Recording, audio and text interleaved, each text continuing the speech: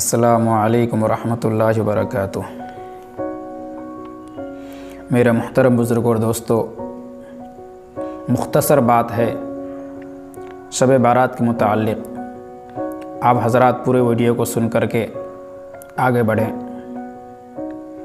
بس خاص باتیں آپ حضرات تک پہنچانے کی کوشش کروں گا، اور جہاں تک میرے علم میں ہوگا بلغوا عنی ولو آیا کے تحت آپ حضرات کے سپرد کروں گا۔ میرے محترم بزرگ اور دوستو، ہم لوگ شعبان کی 15ویں رات میں مختلف قسم کے عبادات میں اپنا وقت صرف کرتے ہیں، اور بعض لوگ تو اس رات میں فحش گوئیاں بھی کرنے لگ جاتے ہیں۔ تو چند ایسے باتیں ہیں جس پر عمل کرنے کی ضرورت ہے، اور بہت ساری ایسی باتیں ہیں جسے ہمیں پرہیز کرنے کی ضرورت ہے۔ میرے محترم بزرگ اور دوستو، سب سے پہلی بات یہ ہے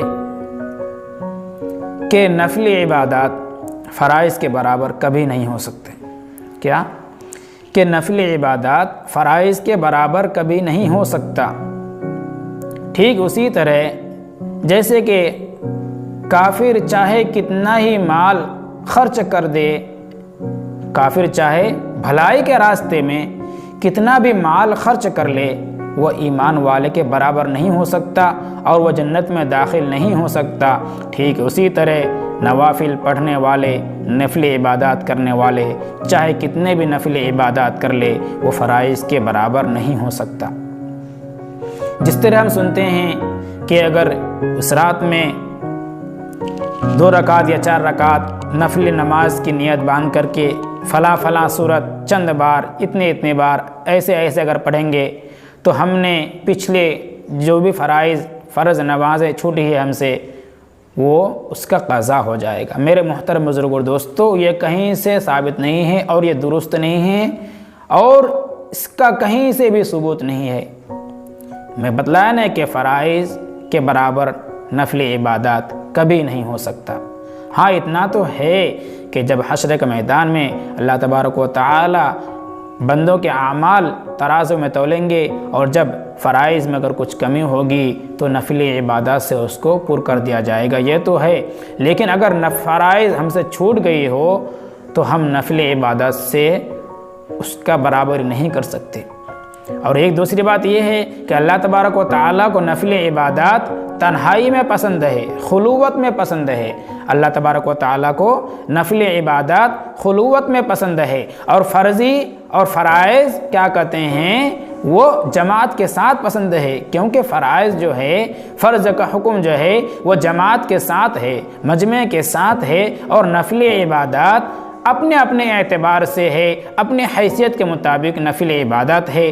اور سب سے بہتر یہ ہے کہ نفل عبادات اپنے متعلق اپنے حیثیت کے مطابق اپنے گھروں میں ہی کرے تو سب سے زیادہ بہتر ہے، سب سے زیادہ بہتر ہے، کیونکہ نفل عبادات اللہ کے لیے خاص ہوتا ہے۔ تو جب نفل عبادات بندہ خلوت میں کرتے ہیں تو اللہ اس کے بہت زیادہ قریب ہوتا ہے، اور اگر مجمع کے ساتھ کرتا ہے تو لوگوں کو یہ لگنے لگے گا کہ اس کے اندر ریاکاری ہے، یہ تو دکھاوا کے لیے کرتا ہے۔ تو اس طرح کی نفل عبادات کبھی ایسا ہوتا ہے کہ وہ اللہ کے دربار میں قبول نہیں ہوتی ہے۔ اور فرضی اور فرائض جو ہیں، وہ تو فرض کیے ہی ہے جماعت کے ساتھ۔ ہر ایک مسلمان کے اوپر جو فرض نماز ہیں وہ جماعت کے ساتھ پڑھے، جماعت ہی اللہ تبارک و تعالیٰ کو پسند ہے، اور نفل عبادات جو ہے وہ خلوت میں، تنہائی میں اللہ تبارک و تعالیٰ کو پسند ہے۔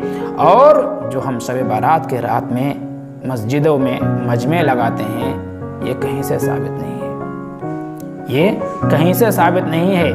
میں کہا نا کہ تنہائی میں اللہ تبارک و تعالیٰ کو نفل عبادات زیادہ پسند ہے مجمع سے، اور فرائض اللہ تبارک و تعالیٰ کو مجمع میں زیادہ پسند ہے۔ ٹھیک مطلب ہے کہ اسی طرح کہ کوئی کافر چاہے صحیح راستے میں کتنا بھی مال خرچ کر دے، وہ مسلمان ایمان والے کے برابر نہیں ہو سکتا، وہ کبھی جنت میں نہیں جا سکتا۔ اور اسی طرح نفل عبادات فرائض کے برابر کبھی نہیں ہو سکتا ہے۔ اس رات کی فضیلت بہت ساری ہے۔ اس رات کے متعلق حدیثوں میں ہے کہ اللہ کے رسول صلی اللہ علیہ وسلم اس رات کے متعلق حضرت عائشہ سے فرمایا کہ تمہیں معلوم ہے کہ اس رات میں اللہ تبارک و تعالی اپنے بندوں کے کتنے قریب ہو جاتے ہیں، اپنے بندوں کے کتنے قریب ہو جاتے ہیں۔ اللہ تبارک و تعالی 7ویں آسمان سے اتر کر کے دنیاوی آسمان میں آ جاتے ہیں اور یہ اعلان کرتا ہے کہ ہے کوئی بندہ جو مجھ سے مدد طلب کرے اور میں اس کی مدد کروں، جو مجھ سے مغفرت چاہے میں اس کی مغفرت کروں، جو مجھ سے رزق چاہے میں اس کو رزق عطا کروں۔ اور دوسری حدیثوں میں آتا ہے کہ اللہ کے رسول فرماتے ہیں کہ اے عائشہ تمہیں معلوم بھی ہے کہ اللہ تبارک و تعالی اس رات میں اپنے بندوں کے گناہوں کو کتنی بخشش فرماتے ہیں۔ حضرت عائشہ نے فرمایا کہ اللہ اس کے رسول ہی زیادہ جانتا ہے۔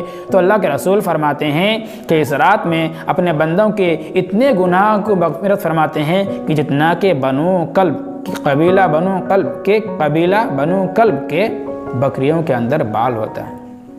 کیا آپ جانتے ہیں کہ قبیلہ بنو کلب بکریوں کے پالنے میں ایک زیادہ ہی پالن ہوتا تھا وہاں۔ قبیلہ بنو کلب مشہور قبیلہ ہے بکریوں کے پالنے میں۔ تو اس قبیلہ کے اللہ تعالیٰ مثال دے رہے ہیں کہ اللہ تبارک و تعالیٰ اتنے بخشش فرماتے ہیں اپنے بندوں کی جتنا کہ قبیلہ بنو کلب کے بکریوں کے اندر بال ہیں۔ تو میرے محترم بزرگوں اور دوستو، اور جو ہم مجمع کے ساتھ قبرستان میں جاتے ہیں یہ بھی کہیں سے ثابت نہیں ہے، یہ بھی کہیں سے درست نہیں ہے۔ ہاں اللہ کے رسول قبرستان گئے مگر تنہائی میں سو رہے تھے بستر میں، اللہ کے رسول آرام فرما رہے تھے۔ حضرت عائشہ کے قریب اچانک رات میں اٹھ کر کے قبرستان میں چلے گئے۔ حضرت عائشہ کو فکر ہوئی کہ اللہ کے رسول کدھر چلے گئے، پیچھا کرتے کرتے گئے، جا کے دیکھ رہے ہیں کہ اللہ کے رسول قبرستان میں جنت البقیع میں جا کے پھوٹ پھوٹ کر رو رہے ہیں اپنے مردوں کے لیے۔